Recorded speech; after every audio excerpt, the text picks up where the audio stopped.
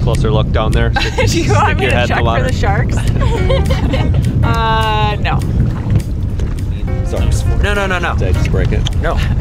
Are we lost? That's been loose. I have no idea where we are. Can we make it back home?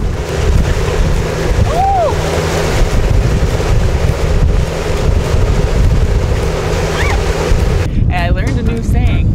You said, hard on the easy and easy on the hard. Good racing term. So.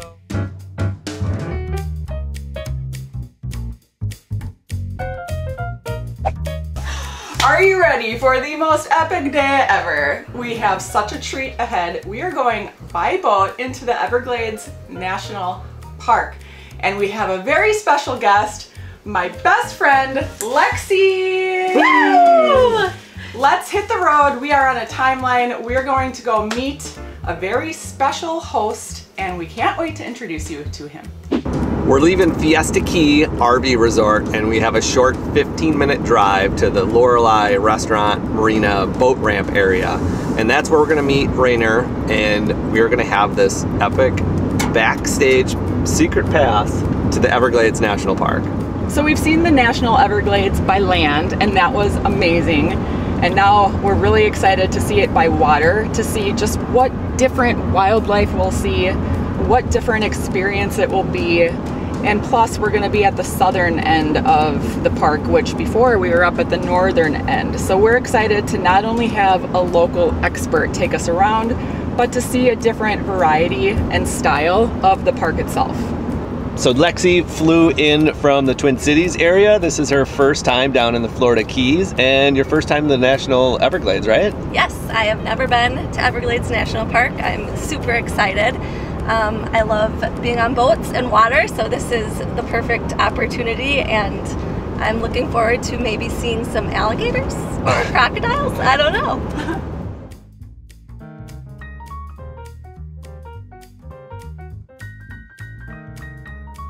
We got into the parking lot, and we are familiar with this parking lot, which is helpful so we know what we're getting into since we have been here before. But you still always need to allow extra time for parking the big booty dually.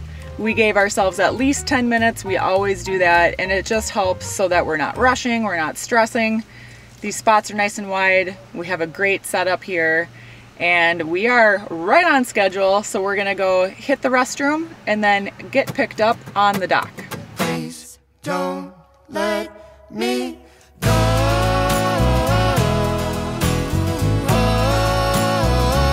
I've said it tonight. Please don't let me go.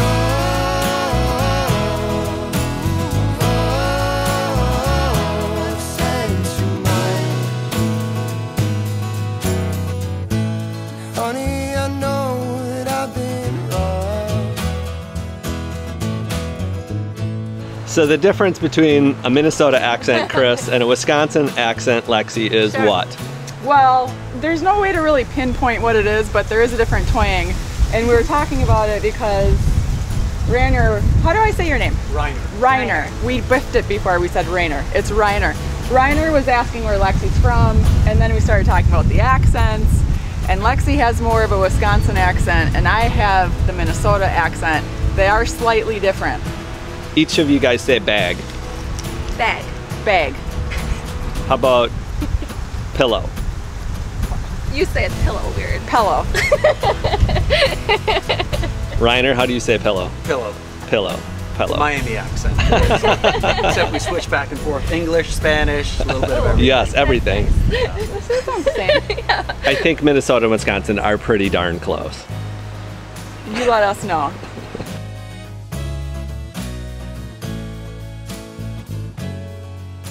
Now to the real introduction, as promised.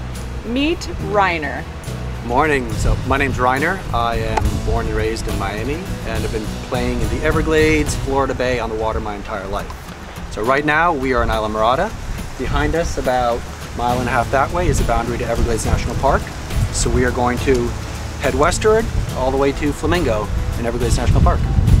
So professionally, I am an environmental consultant. So I do permitting and wetland mitigation banking restoration. I'm also on a couple of boards, the Alliance for Florida Parks, the Herman Lucerne Foundation, both which raise money for Everglades National Park as well as the other national parks we have down here. And I'm also active in Captains for Clean Water, which brings attention to our water quality issues we have here in South Florida. Lexi, you want to come aboard? I sure do. Or does the captain need to say that? No, we're I good. have a question for the captain. What is that? How do Miamians say, "What are you talking about"? Without curse words. What are you talking about? It's very simple. I was expecting ¿Qué an estás accent. haciendo? Yes, I was expecting that. Yeah. Say that one more time. ¿Qué estás haciendo? Okay. Ah. Here.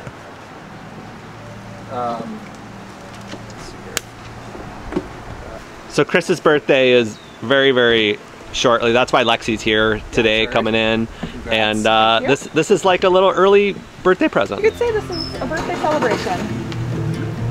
Hang on to your hats.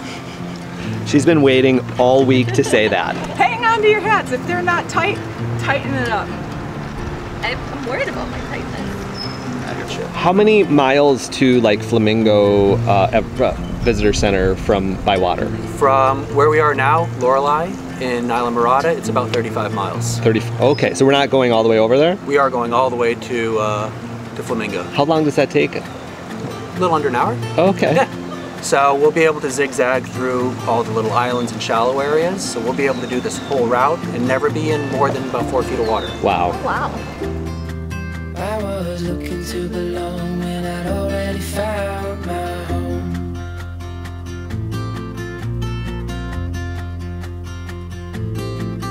Won't be long, I'm there before the setting sun, for you to fall into my arms, a place I call my home. I was looking to belong when I already found my home. So right now we're in the middle of Florida Bay, halfway between Flamingo and Islamorada. We just stopped because over there was a muddy area that could mean anything from dolphins doing their roundup with bait fish, or manatees, or some bigger sharks chasing something. But nothing that we saw, so on to the next adventure. Chris, you want to take a closer look down there? Do you want me to check for the sharks? No. So you'll notice the color here. Back when we were close to Islamorada, we had more of that Keys water. Yeah. And it was a little more of the turquoise and the blues. Here, as we're getting closer to, what most people think of it as the Everglades, we're getting more into the green. So some of that is the algae blooms from poor water quality issues coming from Central Florida, but part of it also is the freshwater flows coming out of the mangroves into here. So this area is so important for juvenile fish. That brackish, salt, fresh interface is where so many fish grow up. And then the mixing of the salt water and the fresh water, that's what makes it a unique area to have both alligators and crocodiles, right? Absolutely. I heard there was a crocodile at Shark Valley. There was. We saw a croc. How did he get all the way up there? I don't know. I presume I'm going to show you a picture of him, and you tell me if it actually is a crocodile. about 7 feet. No, it was a little guy. Little dude? But he had all his teeth were mangled on the outside. Yeah. I mean, he totally looked like a crocodile. Absolutely. And So- he had the pointy snout. Yeah. Yep. They're Awesome. totally different. And they're not vicious at all. They have a bad rap. They get a bad rap because of the Australian ones. Oh, are the Australian ones more? They're jerks. They're meaner, more They're mean than mean. Florida ones. Yeah. So there are areas where we'll fish and there'll be both alligators and crocodiles. And the crocodile will just stay off to the side. The alligators will come up to the boat and be like, hey, what you got? Do they beg? No, but if you're fighting a fish, they will come towards you. Feeding them's the last thing you want. They don't need to beg, they just take. Yeah, pretty much. They put their snaps out.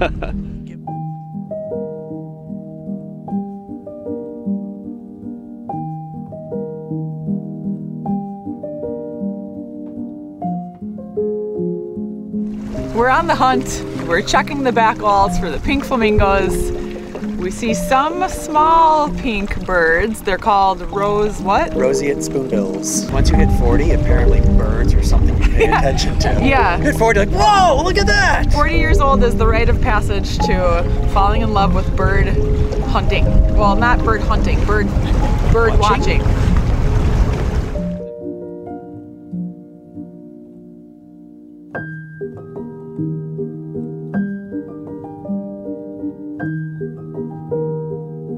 It's so quiet and peaceful.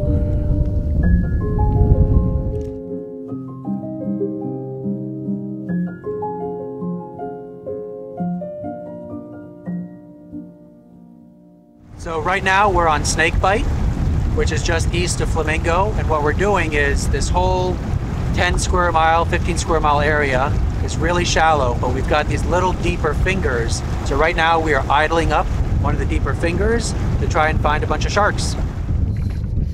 This is where I get to work. All right, Lexi, now start the Italian music. Add some more. When the moon hits the sky like a big piece of pie. Exactly. That's what it reminds me of.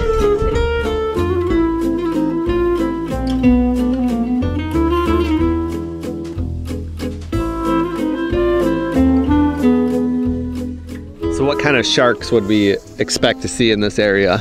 Most of the sharks you wind up seeing here are lemons. Lemons? But there are black tips, bull sharks, occasional hammerheads. I saw one this morning. Tiger sharks. As you get closer to the Keys, but mostly out here at Flamingo, it's going to be lemon sharks. We got a couple tiny little lemon sharks. I'd like to say Chris, our spotter, spotted them, but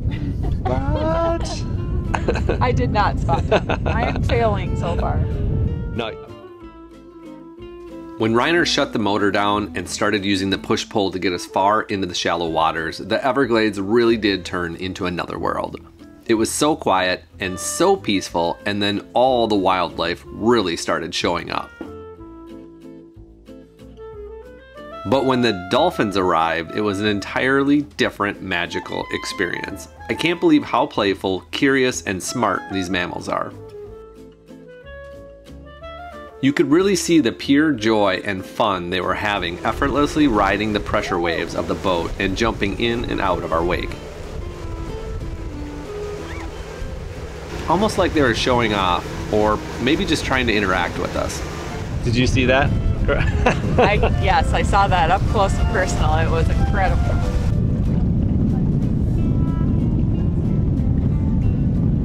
Definitely watching this. Yeah, they're interested. They're curious. So are we. But then we witnessed something truly extraordinary. Whoa!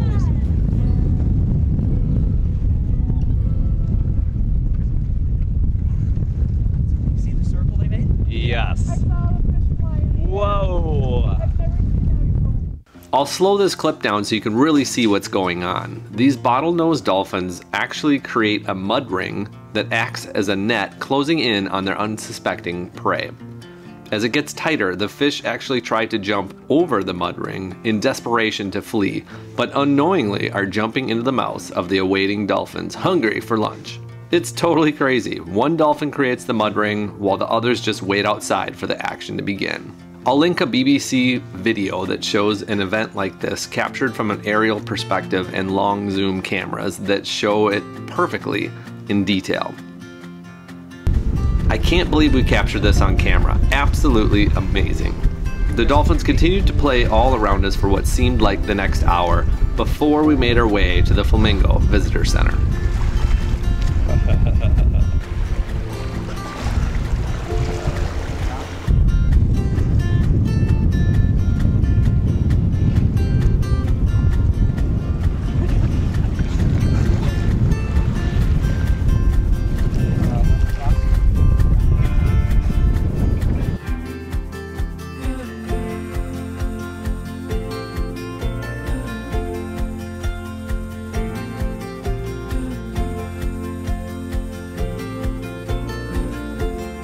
Looks big.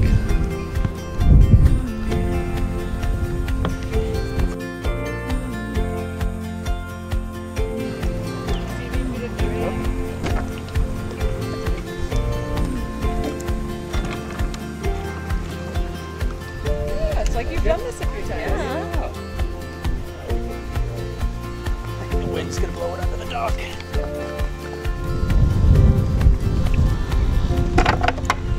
We just docked in the Flamingo area, and the ride here was out of this world.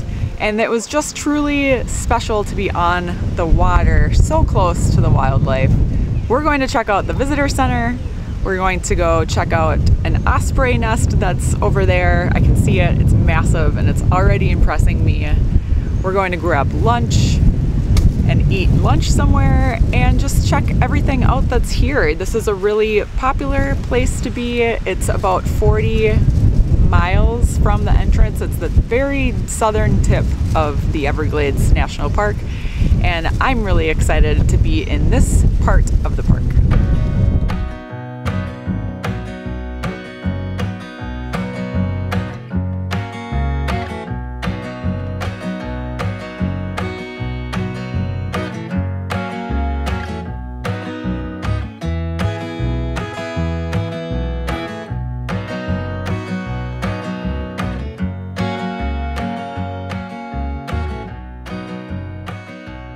So right now we are in Flamingo, the end of the road as far as driving down into Everglades National Park.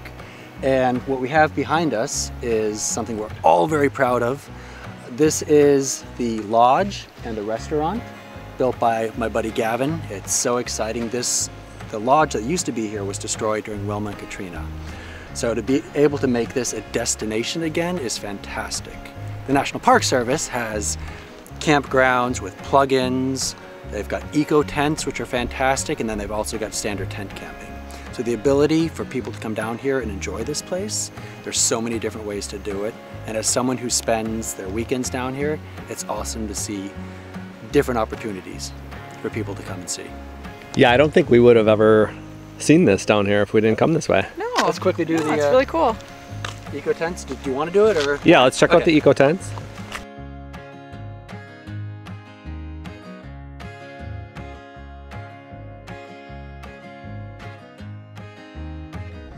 Right now we're in front of one of the lodging options we talked about. This is the eco tents.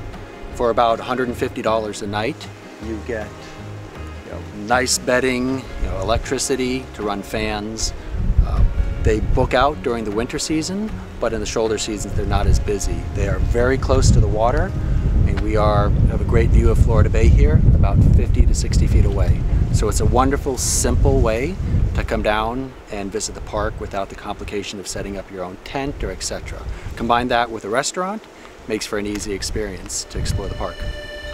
Yeah, that is like a leg of a, it looks like a leg of a crocodile, doesn't it? Or an alligator? You think those are his meals?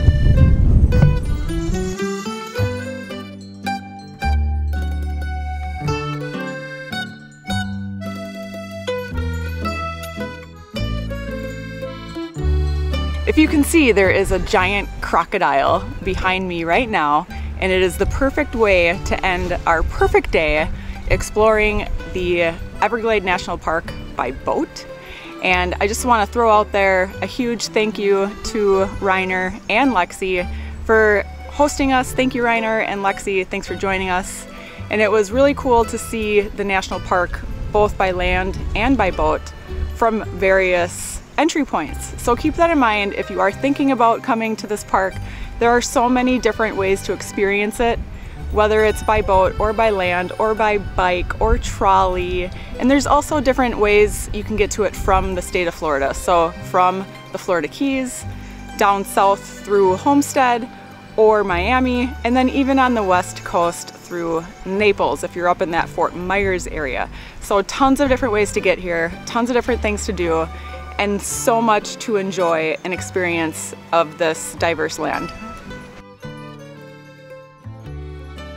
Ever wonder where the name Irene Iron Travels comes from? It's actually named after my online fitness and nutrition coaching business, Irene Iron Fitness.